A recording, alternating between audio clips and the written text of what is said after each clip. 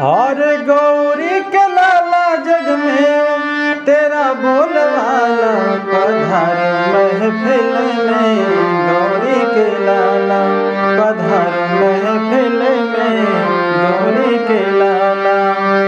गौरी के लाला जग में तेरा बोलवाला पधार महफिल में, गौरी के लाला पधार महफिल में, गौरी के लाला। नमस्ते प्रणाम दोस्तों। आइए आज मात्र 7 दिन में हारमोनियम बजाना सीखें, इसका लेसन 2 लेकर मैं आज आपके सामने उपस्थित हूँ। और इसमें दोस्तों मैं अच्छी बिल्कुल जो बेसिक कल मैंने जो बताया था उससे आगे की कड़ी इसमें है। इसको आप देख रहे दोस्तों क्या क्या इसमें आज मैं बताने वाला हूँ। सरगम के बारे में बताऊँगा। सरगम में जो दोस्तों ये 3 सप्तक होते हैं उसको कैसे लिखा जाता है ना। ये है मध्य सप्तक, मंद्र सप्तक होता है, मध्य सप्तक होता है। उसके देखते हो किसके नीचे बिंदी होता है, किसके ऊपर बिंदी नहीं होता है ना। ये चीज़ मैं बताऊंगा। और ये जो सरगम है सा रे गा मा, इसका जो नाम है ये मैं बताऊंगा। तो सारी चीज़ें मैं इसमें आपको आज डिफाइन करूंगा दोस्तों। अच्छा से आप सुने समझें और इसको एक बार आप कोशिश करें कि इसको एक बार आप स्क्रीनशॉट फ़ोटो खींच लें दोस्तों, है ना। स्क्रीनशॉट फ़ोटो खींच लें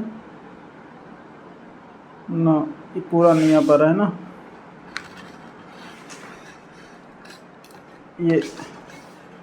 ये स्क्रीनशॉट फ़ोटो खींच लें, आपके लिए अच्छा रहेगा। बाकी आप ये दोस्त बताते हैं दोस्तों आगे।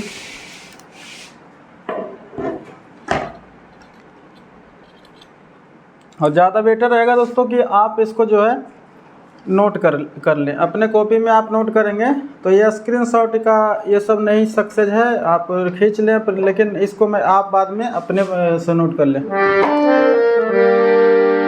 दोस्तों आज आप सुने होंगे कि सरगम में 7 सुर होता है ना। एक्चुअली वो 12 सुर होता है, लेकिन जो है समझाने के लिए बताने के लिए ये जो मूल सुर 7 है तो इसलिए इसको 7 ही माना गया है। तो सरगम पहले तो दोस्तों मैं बता दूं कि ये सरगम होता क्या है ना, कि आखिर इसका सरगम क्या होता है। तो इसका देखो दोस्तों, मैंने अगर परिभाषा से अगर देखें तो 7 सुरों के लयबद्ध तरीके से गाना बजाना सरगम कहलाता है। जो 7 सुर हमारा है उसको बिल्कुल एक लयबद्ध तरीके से, जैसे मैं बोलूं दोस्तों कि राम मेरे आ जाओ एक लाइन है, लेकिन इसी को अगर गाने में मैं अगर बोलूं राम मेरे आ जाओ, हे राम मेरे आ जाओ, है ना। अब कोई गाना दोस्तों तुम तो ठहरे परदेसी, अगर ये भी है एक ये लाइन है। लेकिन दोस्तों इसी को अगर मैं बोलूं कि तुम तो ठहरे परदेसी, है ना। अब ये लयबद्ध तरीके से इसमें एक मीटरिंग का ख्याल दिया गया है, एक अलग मतलब बिल्कुल जो है एक सुर ताल साज मतलब अलग किस्म से, मतलब एक लयबद्ध तरीके से इसको हम बोले हैं। चीज़ वही है। अगर आप ऐसे पढ़ते हैं तो उसको पढ़ेंगे तुम तो ठहरे परदेसी, लेकिन अगर उसी को आप गाएंगे तो वहाँ पे जो है ये सरगम बन जाता है। अब दूसरे तरह से अगर देखें दोस्तों तो सारा संगीत ही डिपेंडेंट है, समझ लिए कि ये सरगम पे। सरगम को अगर दूसरे तरीके से प्रभात देखें तो सप्तक के स्वरों को एक नियमानुसार, जो सप्तक हमारा है इसको, जो सप्तक हमारा कल मैंने बताया था कि 3 सप्तक होता है, एक मंद्र सप्तक है, मध्य सप्तक है, तार सप्तक। आपको समझ में आ गया होगा दोस्तों। तो सप्तक के स्वरों को एक नियमानुसार सजाने वाली कड़ी है ये सरगम, जिससे संगीत का निर्माण होता है ना। ये सरगम जो है एक कड़ी है, एक बीच का एक मीडिया है, जिसके माध्यम से जो शब्द को जोड़कर एक जो है बड़े बड़े संगीत म्यूजिक बन जाते हैं, है ना। तो ये है दोस्तों। अब इसमें जो है होता क्या है कि सरगम जो है उसका एक मीटरिंग होता है दोस्तों, है ना, एक लयबद्ध। जैसे आप ये नहीं कि इसको अगर दबा दिए तो इसको दबाते ही रहें, इसको 1 मिनट के लिए दबा दें, इसको आप 10 सेकंड के लिए दबाएं ना। आप शुरुआती दौर में सीखने के लिए अगर आप इसको दबाएं 10 सेकंड के लिए तो इसको भी दबाएं 10 सेकंड के लिए। आप थोड़ा सा आप घड़ी ना लगाएं लेकिन अनुभव करें। जैसे सा रे गा मा पा धा नी सा, सा रे गा मा सा नी धा पा मा गा रे सा, सा रे गा मा पा धा नी सा, सा रे गा मा पा धा नी सा, सा रे गा मा पा धा नी सा, सा रे गा मा पा धा नी सा। तो देखे होंगे कि आप शुरू में अगर मैं स्लो बजाया तो सभी को स्लो बजाया, अगर स्पीड बजाया तो पूरा स्पीड बजाया। सा रे गा मा पा धा नी सा, सा नी धा पा मा गा रे सा।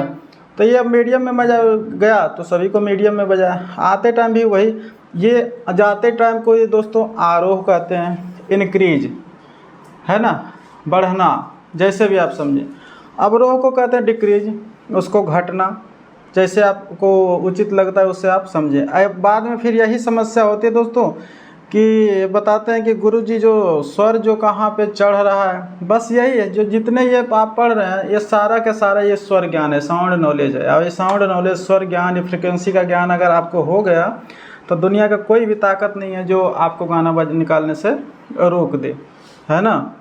तो आप इस चीज़ का ख्याल रखें कि जो है इसका जो एक तरीका इसका है, अगर इसको जितना देर के लिए दबाएं तो इसको भी दबाएं और अभ्यास बिल्कुल मस्त से करें, बढ़िया। सा रे गा मा पा धा नी सा, सा नी धा पा मा गा रे सा, सा रे गा मा पा धा नी सा, सा नी धा पा मा गा रे सा। अब ये दोस्तों आपने देखा होगा सुर बोल, अब दिमाग में कन्फ्यूजन होगा कि ये 7 सुर है, 1 2 3 4 5 6 7, तो ये 8वां क्यों दब रहा है। 8वां एक सपोर्ट के लिए, प्रैक्टिस के लिए इसको लिया गया है कि ताकि यहाँ से जाएं और यहाँ से आ जाए, आरोह अवरोह हमारा होते रहे। और इसमें ध्यान दें दोस्तों कि हर रीड ये कुछ एक कुछ ना कुछ अलग चीज़ें वो कहती है, इसको आप माइंड में को, जैसे सा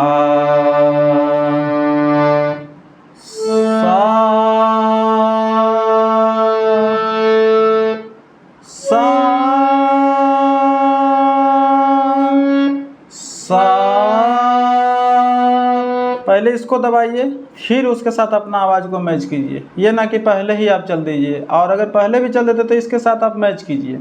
अब जैसे सा सा सा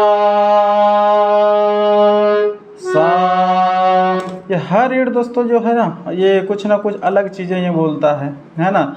और एक चीज़ आप दिमाग में और भी ले लीजिए कि हर रीड ये सा होता है, हर रीड रे होता है, हर रीड गा होता है, हर रीड माँ, हर रीड पा, हर रीड धा, हर रीड नी, हर रीड फिर सा। आप ये नहीं है आपकी यहाँ पे लिखा हुआ है कि ये सा है ना, ये सा। और ये राम मोहन और अजय विजय ये बोलता नहीं है ना दोस्तों। ये बस ये इसको आप जो आप इमेजिन करें कि ये क्या बोल रहा है। जैसे मैं अब गा रहा हूँ दोस्तों, दिल के अरमां में बह गए, कभी राम बन के कभी श्याम बन के चले आना, प्रभु जी चले आना, मुझे दास बना कर रख लेना, भगवान तू अपने चरणों में। है जिंदगी कितनी खूबसूरत जिन्हें अभी ये पता नहीं। तो दोस्तों आप रीड तो यही देखे, लेकिन ये कभी है जिंदगी कितनी खूबसूरत, ये कभी कुछ बोला, कभी राम बन के कभी श्याम बन के कभी कुछ। तो ये दोस्तों ऐसा नहीं है, ये बस एक पढ़ाई के लिए, एक आपको समझाने के लिए, एक प्रैक्टिस करने के लिए इन चीज़ों का प्रयोग किया जा रहा है। लेकिन ये आप मान के चलें कि सारा रीड सा है, सभी रीड रा है, रे है, सभी रीड गा है, सभी रीड माँ है, सबको ये आप इमेजिन करके चलें। आइए इसका ध्यान रखेंगे दोस्तों, ऐसा ना कि आप रहें कि ये सा है तो ये सा बोलेगा, ऐसा नहीं है।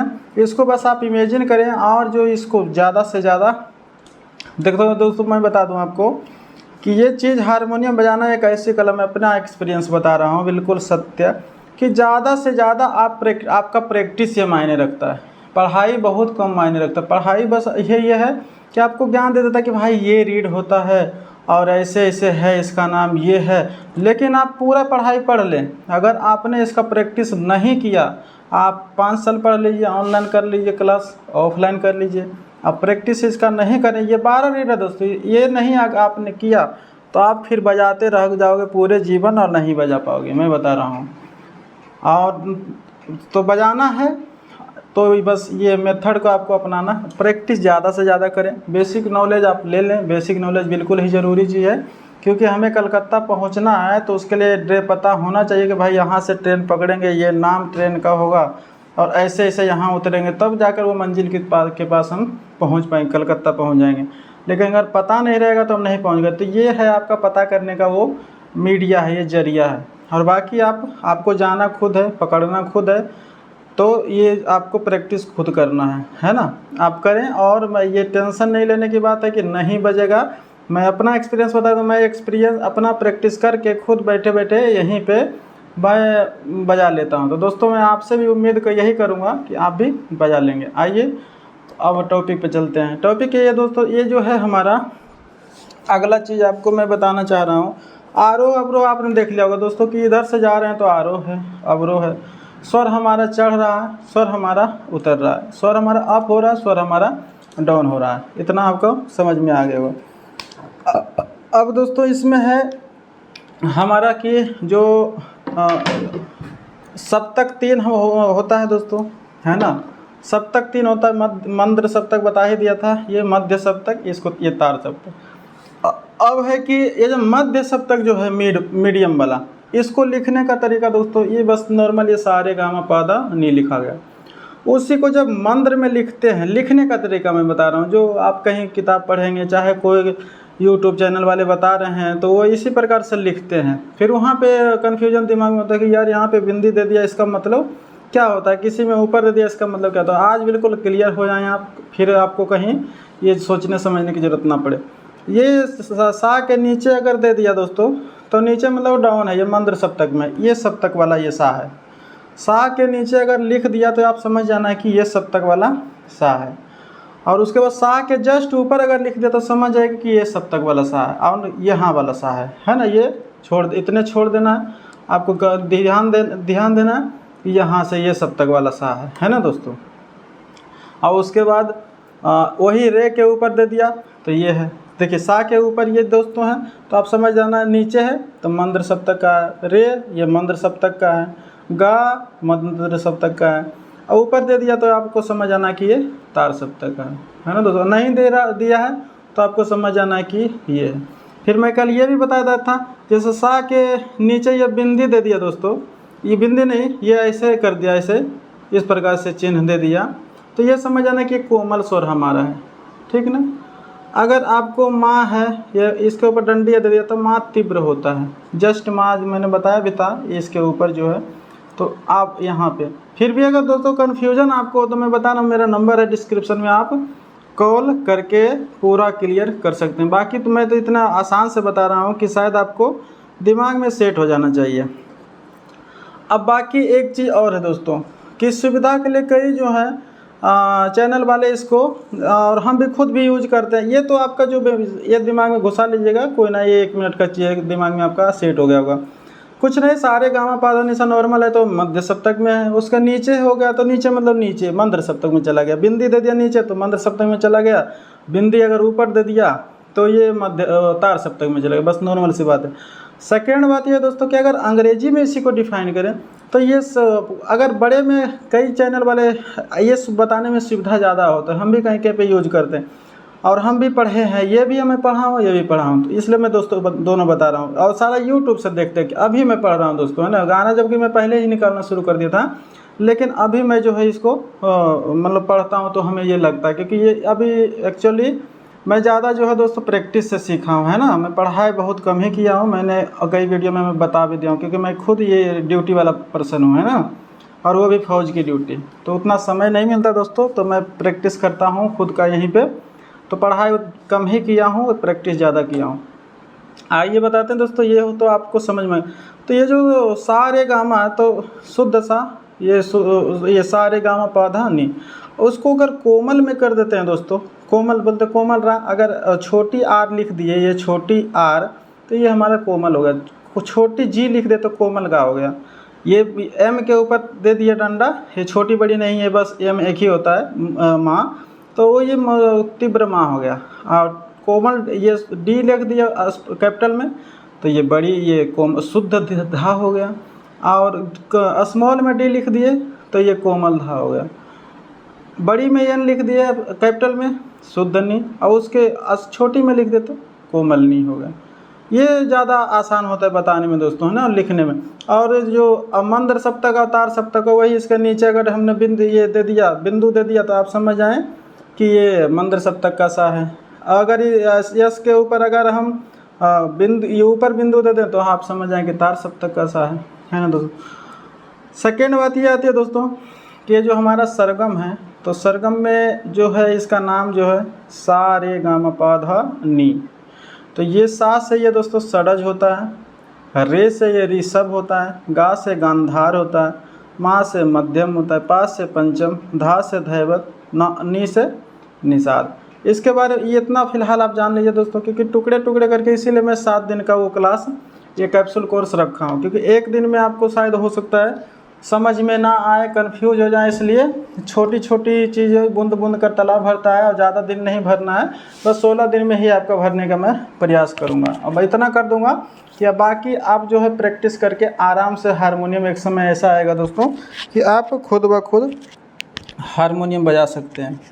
बटन आज मैंने बता दिया दोस्तों, बटन का नाम है ना, सरगम बता दिया, ये सरगम का परिभाषा बता दिया। अब इतना का आप एक कॉपी पे दोस्तों आप नोट करते रहेंगे, है ना, तो आपके लिए ये अच्छा होगा। मैंने आरोह अवरोह आपको बता दिया कि ये जब यहाँ से आप जिधर जा रहे हैं तो आरोह हो रहा है, अवरोह हो रहा है, यही गाने में मायने रखता है दोस्तों, या और यही से स्वर ज्ञान की शुरुआत होती है।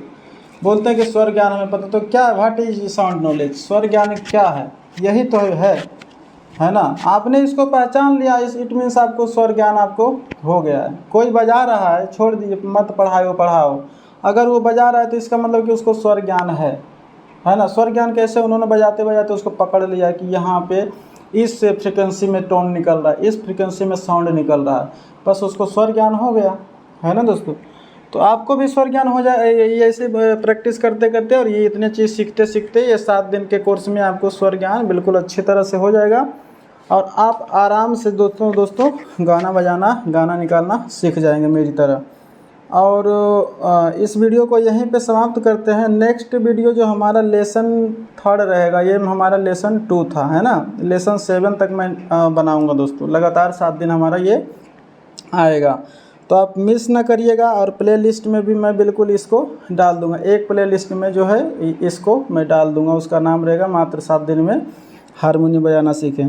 नेक्स्ट वीडियो जो लेसन 3 रहेगा दोस्तों, इसमें मैं अलंकार के ऊपर जो है बताऊंगा कि अलंकार क्या है, अलंकार कितना महत्व रखता है, अलंकार करके कैसे जो है हम गाना को अच्छे से अच्छे तरीके से गा लें, अच्छे से अच्छे तरीके से बजा लें। तो बने रहिए हमारे साथ दोस्तों। और आपके साथ कोई दोस्त भी अगर इस हारमोनियम सीखना चाहते हैं तो उसको ज़रूर ये शेयर करें, उसको ज़रूर प्रेरित करें। उसका हौसला अगर कहीं पे ख़त्म हो चुका हो तो उसको आप हौसला दें, और ये बताएं दोस्तों कि हारमोनियम बजाना आसान है, हर कोई बजा सकता है, बशर्ते अपने अंदर जो है जिज्ञासा होनी चाहिए, जुनून, जज्बा, हौसला, ये सब बुलंद होना चाहिए, और निश्चित तौर पे बजाएगा, और मैं उससे बजवाऊँगा दोस्तों, है ना, मैं उससे गाने निकलवाऊँगा, ये मेरा वादा है ना। तो अगर ये डाउट हो तो हमसे संपर्क कर सकते हैं, पूछ सकते हैं, और मैं अपना पूरा बताऊंगा। ऐसे मैं कई वीडियो बनाया हूँ, मैं पूरा अपना एक्सपीरियंस दे रखा हूँ, आप देख सकते हैं दोस्तों। मिलते हैं, बने रहिए, लेसन 3 में मिलते हैं आपके साथ। बाकी और भी लेसन 1, 2, 3 ये तो 7 तक चलेगा, बाकी और भी गीत संगीत संबंधी वीडियो हम डालते रहेंगे, उसको आप देखते रहें। तब तक के लिए धन्यवाद। जय श्री राम।